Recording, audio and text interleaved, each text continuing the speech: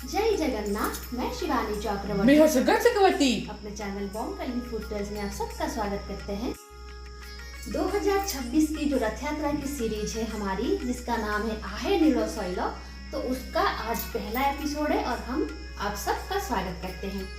रथ यात्रा की सीरीज में हम बहुत सारी चीजें दिखाने वाले हैं, लेकिन सबसे ज्यादा जो डिमांड रहती है हमारे सब्सक्राइबर भाई बहनों की, जो नए हैं और कुछ पुराने भी है, तो वो जानना चाहते हैं अनवसर नीति।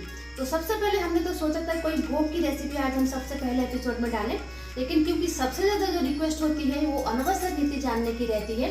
ऐसा नहीं है कि हमने अनवसर के ऊपर कोई वीडियो अपलोड नहीं किया है, लास्ट ईयर भी हमने किया था और उससे पहले साल भी हमने किया था, लेकिन हमारे बहुत सारे सब्सक्राइबर भाई बहन हैं जो ये जानना चाहते हैं कि हम जो रिचुअल्स है जो जो होता है अनवसर में वो हम करके दिखाएं, और इस तरीके का वीडियो आज हम लेकर आए हैं। सिर्फ सब कुछ है लेकिन भगवान जी की विग्रह नहीं है, क्योंकि सबको पता है विग्रह के साथ हमें नीति नहीं कर सकते, क्योंकि हम पहले आपको दिखा रहे हैं। अनवसर नीति बहुत सारे लोग करना चाहते हैं, लेकिन सबसे पहले जो बात आपको जानना है कि मंदिर की नीति अलग होती है, घर की नीति अलग होती है। बहुत सारे नीति हैं जो मंदिर में होते हैं, वो आप घर में फॉलो कर सकते हैं और करते हैं लोग, हम भी करते हैं। लेकिन क्योंकि जगन्नाथ जी की जो प्रतिमा की बनावट है वो अलग होती है, बहुत सारे कपड़े भगवान जी को बांधे जाते हैं, जो भी भगवान जी की नीति होती है उनको प्रलेप दिया जाता है। घर की जो विग्रह होती है वो बिल्कुल अलग होती है। घर की विग्रह में वो सारी सामग्रियां नहीं होती जो भगवान जी की मंदिर की प्रतिमा में होती है, तो उनके कुछ नीति नियम जो होते हैं वो अलग होते हैं, वो हम घर में नहीं कर सकते और नहीं करना चाहिए। जो भी हमारे सेवायत हैं मंदिर के, हर सेवायत के घर में अनवसर की नीति होती है। जो भी मठ मंदिर है वो वहाँ पर भी नीति होती है, लेकिन वो हर चीज मंदिर का फॉलो नहीं करते, क्योंकि नहीं किया जाता। मंदिर मंदिर होता है, घर घर होता है। तो जो भी चीजें आप घर में कर सकते हैं, सुविधा होगी आपको, तो वही आज हम आपको दिखाएंगे। और सबसे पहले क्या क्या सामग्री लगेगी, जो मतलब मुख्य सामग्री होती है अनवसर की, वो हम आपको यहाँ पर दिखाएंगे। सबसे पहले भगवान जी को लगेगा सूती का जो वस्त्र होता है, कॉटन का वस्त्र, वो 2 या 3 लगेंगे। यहाँ पर हमने 2 दिया है, 3 किस लिए लगेंगे वो हम आपको दिखाएंगे। ये होता है। और उसके बाद सफेद पुष्प और चावल लगेंगे, और एक मिट्टी का दिया लगेगा। मिट्टी का दिया हो या फिर मिट्टी के दिया तो सबसे मतलब शुद्ध माना जाता है, सबसे शुभ माना जाता है, तो मिट्टी का दिया आप ले सकते हैं। या फिर अगर मिट्टी का दिया आपके पास नहीं है तो कोई भी धातु का दिया आप ले सकते हैं। और चावल इसलिए हमने यहाँ पर रखा है, बहुत सारे लोग जो बोइठी होता है, बहुत सारे पीतल के दीप या चांदी के जो प्रदीप होते हैं उनके नीचे बोइठी होता है, लेकिन ज्यादातर मिट्टी के दिए के नीचे बोइठी नहीं होता, वो प्लेन होता है। और प्लेन जहाँ पर होता है, या तो आप उसको कोई लकड़ी या फिर किसी और धातु के बैठी के ऊपर रखना पड़ता है। अगर बैठी के ऊपर नहीं रखना है तो उसके नीचे चावल देकर उसको रखना पड़ता है। और सबसे पहली बात, ये जो प्रदीप होती है अनवसर घर में, जो प्रदीप जलाई जाती है वो घी की प्रदीप नहीं होती, वो राशि की जो तेल होती है उसकी प्रदीप होती है, और वो अखंड होता है। जो भी अनवसर नीति आप घर में करें, स्नान पूर्णिमा के बाद से ये प्रदीप घर में लगा के रखें, जो कि राशि के तेल का प्रदीप हो, किसी और का तेल का नहीं, राशि के तेल का जो प्रदीप हो वो लगा कर रखें। अगर मिट्टी का दिया है तो बहुत अच्छी बात है, अगर मिट्टी का दिया नहीं है तो आप कोई भी धातु का वो कर सकते हैं।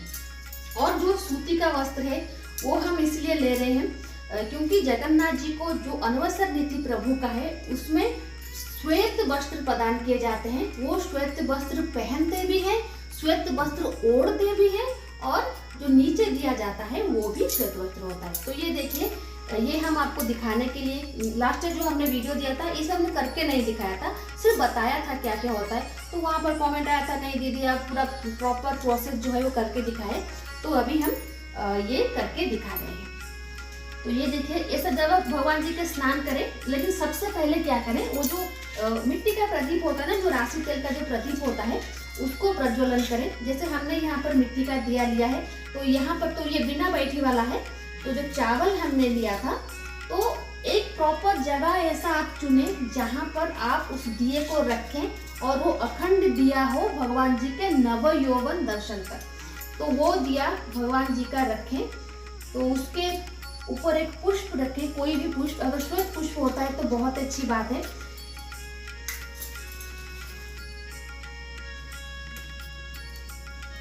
तो अभी हमने ये प्रदीप लगाया है और ध्यान रखना ये जो प्रदीप होगा ये अखंड रहना चाहिए। अगर आप ये दिया लगाते हैं तो ये अखंड रहना चाहिए, बीच बीच में आके आपको ध्यान देना पड़ेगा। बेहतर होगा कोई बड़ा सा दिया लें, रात में उसमें आप तेल दे दें तो सुबह तक वो जलती रहेगी, तो कोई टेंशन नहीं है। लेकिन छोटा दिया होगा तो हो सकता है कि तेल खत्म हो जाए तो दिया बुझ जाए। तो अगर आप अन्वेषण की नीति प्रॉपर करना चाहते हैं तो इसको आप ध्यान में रखना पड़ेगा। तो सबसे पहले प्रदीप लगाएंगे, तो प्रदीप लगाकर प्रभु को यहाँ पर समर्पण करेंगे। अगर बैठी के ऊपर होगा तो बहुत अच्छी बात है, वरना नीचे रखेंगे तो चावल और फूल देकर, पुष्प देकर उसको रखेंगे। उसके बाद भगवान जी, अगर आपके भगवान जी सिंहासन पर हैं तो जो अन्वेषण नीति होती है आप उन्हें सिंहासन पर ना रखें, क्योंकि घर में सिंहासन को हम रखे सिंहासन मानते हैं। तो अगर आपके घर में सिंहासन है तो जितने भी दिन आप अन्वेषण पीरियड होता है प्रभु का जो सिंहासन होता है वो अलग रख दें। तो उस जगह पर एक सूती वस्त्र ऐसे नीचे रखें, जहाँ पर भगवान जी विराजमान करेंगे वहां पर आप भगवान जी को बिठाएं या फिर सुला दें। दिन में बिठाएं और रात को सुला दें। बहुत सारे घर में मठ मंदिरों में भगवान जी को रात में सुलाया जाता है, जैसे प्रॉपर हम मनुष्य सोते हैं उसी तरीके से सुलाया जाता है। तो अब नीचे हमने एक कॉटन की धोती ऐसे लगा दी है और हमने कहा था कि 3 पीस ऐसे कपड़े लगेंगे। धोती भगवान जी को पहनने के लिए, चादर एक होता है, एक तो हम नीचे ऐसे लगाएंगे, दूसरा वस्त्र जो है वो कॉटन का होना चाहिए। कॉटन इसलिए होता है क्योंकि हम जो नीति करते हैं वहाँ पर भगवान को हम अस्वस्थ दिखाते हैं। तो अगर अस्वस्थ कोई है तो उसको जितना ढीला ढाला और हल्का कपड़ा दिया जाएगा वो उतने उनको अच्छा लगेगा, वो कंफर्टेबल फील करेंगे जैसे मनुष्य फील करते हैं। तो उसी तरीके से हम भगवान की सेवा करते हैं। तो उसी तरीके से कॉटन का धोती ले, यहाँ पर एक कपड़ा हमने बिछा रखा है और जो 2 कपड़े होंगे भगवान जी को एक पहनाना है और जब तीसरा कपड़ा होगा भगवान जी को ओढ़ना है जब भगवान जी रात को सोएंगे। तो 3 कपड़ा आप धोती का लें, कॉटन का लें, कलरफुल ना लें। धोती का जो सफेद कपड़ा होता है वही लें। यहाँ पर थोड़ा कलरफुल ऐसा होगा तो चलेगा, लेकिन ये प्योर कॉटन का होना चाहिए क्योंकि वो बड़ा कंफर्टेबल रहता है। तो ये हो गया। और दूसरी बात, ये भगवान जी का जो वस्त्र, लोग कहते हैं ना कि कौन सा वस्त्र दें, किस तरीके का वस्त्र दें, तो ये वाला वस्त्र आप दें, कॉटन का दें और 3 दें, क्योंकि नीचे आपको बिछाना पड़ेगा, क्योंकि सिंहासन के ऊपर आप रख नहीं सकते। ऐसा नहीं है कि रखना नहीं है, क्योंकि भगवान जी रत्न सिंहासन के ऊपर नहीं रहते हैं अनवसर के टाइम में, तो आपको भी जो सिंहासन है आपके घर में प्रभु का उसको त्यागना पड़ेगा। और दूसरी बात, कोई भी आभूषण अगर आपके भगवान पहनते हैं, एक भी आभूषण भगवान जी के शरीर पे अनवसर के समय नहीं रहेगा। ये बात आपको ध्यान में रखना है। सूती वस्त्र पहनाना है, आभूषण सारे निकाल लेना है, ताकि किस तरीके से हमारे जो प्रभु है उनको आराम मिले उसका ध्यान रखना है। और तीसरी बात, एकादशी तक अनवसर से लेकर मतलब प्रतिपदा के दिन से लेकर एकादशी तक आपको सफेद पुष्प ही देने हैं। कोई भी कलरफुल पुष्प, कोई भी रंगीन इस तरीके का कोई भी पुष्प भगवान जी को अर्पण नहीं करेंगे। लाल पीला कोई भी पुष्प भगवान जी को अर्पण नहीं करेंगे। अगर लाल सफेद कोई भी फूल देना है तो वो सिर्फ मालती का होगा। ध्यान में रखें, अगर कोई कलरफुल पुष्प भगवान जी को चढ़ाया जाएगा वो मालती का होगा, क्योंकि ये जो अनवसर का समय होता है भगवान जी को मालती का फ्लावर और जो शर होता है, मलाई होता है, वो एकत्र दिया जाता है और मालती का पुष्प को भगवान जी के नैवेद्य के रूप में दिया जाता है। और मालती का जो फूल होता है वो गुच्छे में आता है, उसमें लाल होता है, सफेद भी होता है, तो वो पुष्प चलेगा। लेकिन बाकी कोई भी पुष्प भगवान जी को नहीं दिया जाएगा, सिर्फ सफेद, या रजनीगंधा दे सकते हैं और मल्लिका दे सकते हैं, या फिर कोई भी सफेद चंपा दे सकते हैं। तो इस तरीके के पुष्प भगवान जी को एकादशी तक प्रदान करें। और एकादशी तक आप तुलसी, जो भगवान जी का सबसे प्रिय है, ये भगवान जी को ना चढ़ाएं। अनवसर के समय में भगवान जी को तुलसी नहीं चढ़ाया जाता, तो इस बात का आप ध्यान रखें। भगवान जी को तुलसी ना चढ़ाएं, ना भगवान जी को चढ़ाएं, ना भगवान जी के कोई प्रसाद में आप तुलसी दें। तुलसी वर्जन होता है ये जो भी अनवसर का समय होता है। एकादशी के दिन भगवान जी को कलरफुल फ्लावर भी चढ़ाए जाएंगे और उसके साथ साथ तुलसी भी चढ़ाया जाएगा। लेकिन एकादशी तक आपको तुलसी भगवान जी को नहीं चढ़ाना है, परहेज करना है। तो क्या करना है, सबसे पहले कॉटन का कपड़ा लेना है, धोती कपड़ा जो भी आप ले, अगर आप घाघरे वाले वस्त्र भी पहनाते हैं तो वो भी ट्राई करें कि वो सफेद हो। बहुत सारे लोग, एक हमारे सब्सक्राइबर हैं जिन्होंने कहा था कि उनकी जो मूर्ति है वो जॉइंट है, एक साथ है, तो वो धोती तो नहीं पहना सकते, तो वो सफेद कपड़ा वो पहनाएं तो वो बढ़िया रहेगा। सफेद कपड़ा कोई भी हो, लेकिन आप उसको पहनाएं। सफेद फूल अर्पण करें, तुलसी से परहेज करें और सबसे पहले भगवान जी को भोग नैवेद्य चढ़ाएं। क्या ये जो अनवसर का समय होता है, भगवान जी पहले 5 दिन तो आप भगवान जी को सिर्फ और सिर्फ फल दें, जो कि भगवान जी का प्रिय फल होता है कटहल और आम। जगन्नाथ मंदिर में सबसे ज्यादा कटहल और आम चढ़ाए जाते हैं अनवसर के टाइम पे। आप कटहल और आम चढ़ाएं, उसके साथ साथ खीरा भी दें, एप्पल भी दें, ये मंदिर में होता है, और नारियल दें, और नारियल से बने लड्डू भी दें। और उसके साथ साथ 5 दिन के बाद भगवान जी को दूध या फिर दूध से बनी मिठाई भी भगवान जी को आप अर्पण करें। आप मतलब स्नान पूर्णिमा के बाद के दिन से ही भगवान जी को दूध और मलाई चढ़ा सकते हैं, लेकिन भगवान जी को फल चढ़ाना कंपलसरी है। तो आप हर रोज भगवान जी के भोग में फल अवश्य रखें। ऐसा नहीं है कि भगवान जी को जो अर्पण होता है वही चढ़े, आपके पास जो भी फल अवेलेबल हो। घर का नीति अलग होता है, जैसे हमने कहा, तो वो फल आप जरूर चढ़ाएं और उसके साथ साथ मलाई चढ़ाएं, दूध चढ़ाएं, वो सब चढ़ाएं। और क्या क्या भोग में लगेगा वो आगे हम एपिसोड में तो बताएंगे ही, जो भी भोग का एपिसोड आएगा वो हम बताएंगे। तो ये अवश्य रखें। जो जो बातें हमने, ये सब अनवसर की चीजें हैं। स्नान पूर्णिमा में क्या होगा वो हम स्नान पूर्णिमा से पहले आपको बताएंगे, क्योंकि अनवसर के विषय में जानने के लिए सबसे ज्यादा रिक्वेस्ट आती थी, इसलिए अनवसर का वीडियो हमने सबसे पहले ऐड किया। और उसके बाद एकादशी में क्या करना है, एकादशी से पूर्व क्या करना है, ये सब हम आने वाले एपिसोड में आपको बताएंगे। लेकिन क्योंकि सबसे पहला एपिसोड हमने अनवसर से शुरुआत की है, तो उसमें क्या क्या होता है हमने आपको बता दिया है। लेकिन इसके बीच में भगवान जी को स्वस्थ करने के लिए कौन सी मेडिसिन आपको लगानी होगी, क्या देना होगा, वो भी धीरे धीरे हम बताएंगे। लेकिन और 2 मुख्य चीजें हैं, वो है कि अनवसर में जब आपके घर में आपके भगवान हो, आपके घर के परिवार वालों को छोड़कर कोई भी बाहर वाला आपके भगवान के दर्शन उस वक्त नहीं कर सकता।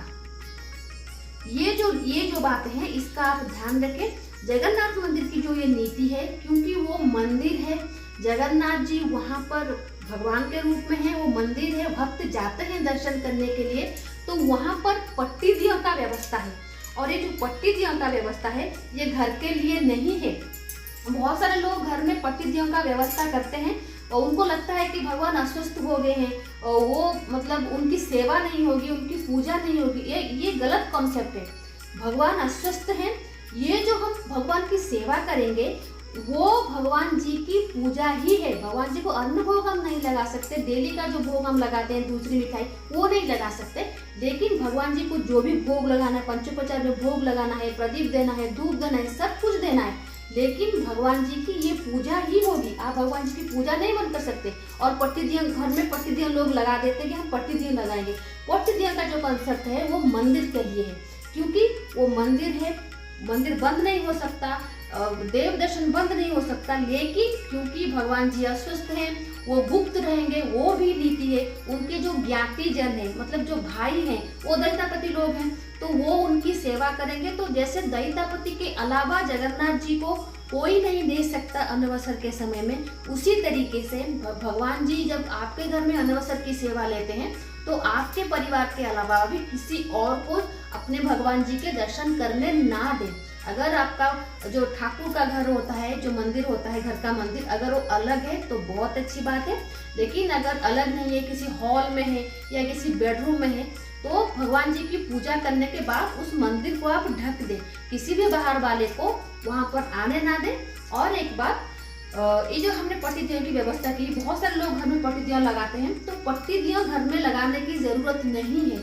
आपके घर में जो प्रभु है आप उनकी सेवा करें, मंदिर की नीति घर में ना करें। और पट्टिदियाँ लगाना, कोई भी सेवा है तो जो भी भगवान जी की सेवा करते हैं, दैतापद सेवा या फिर मठ, जो भी पूरी के अंदर जो मठ है वो भी अनवसर की नीति करते हैं, लेकिन कहीं पर पट्टिदियों की व्यवस्था नहीं होती, क्योंकि उनको पता है मंदिर और घर में फर्क क्या होता है। लेकिन कुछ लोग सोशल मीडिया पर मतलब पट्टिदियाँ की पूजा करते हुए घर में वीडियो अपलोड कर लेते हैं। बहुत सारे लोग उसको देखते हैं और मानते हैं शायद हम भी घर में कर सकते हैं, लेकिन पट्टिदियाँ घर के लिए नहीं होता।